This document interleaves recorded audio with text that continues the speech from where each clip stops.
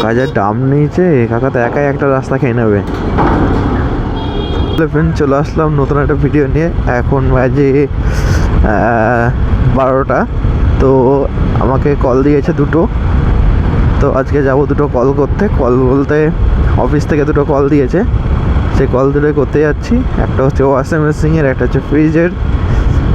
তো আজকে দুটো কলই এসছে, দেখি কতদূর কী করতে পারি।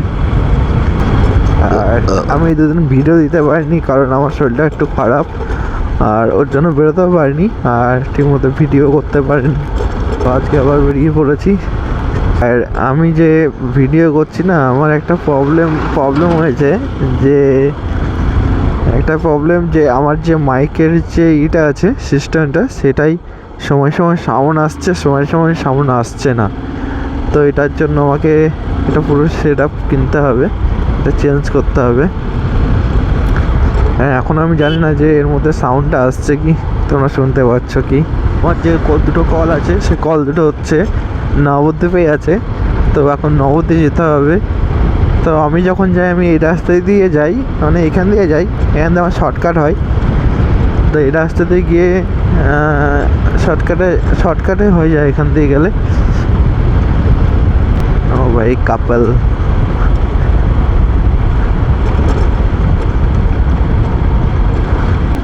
তো চলে এসেছি ব্রিজের কাছে।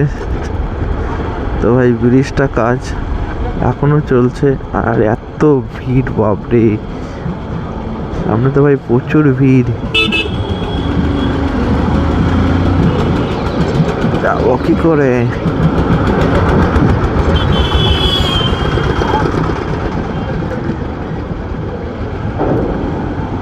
কাকা যা দাম নিয়েছে, কাকা তো একাই একটা রাস্তা খেয়ে নেবে। তো দেখো, সব টোটো দাঁড়িয়ে আছে এখানে। ভাই, এখানে জ্যামও হয়, প্রচুর জ্যাম হয় এখানটায়। আর হয়তো 1 মাস মতো টাইম লাগতে পারে এই ব্রিজটা ঠিক হতে। প্রায় হয়ে গেছে। এই ফোন চলে এসছে, ফোনটা রিসিভ করতে হবে, নালে গেল। এটা হচ্ছে আমার প্রবলেম, মানে ভিডিও করতে করতে যদি ফোন চলে আসে, ব্যাস আমাকে আবার সে নতুন করে করতে হবে।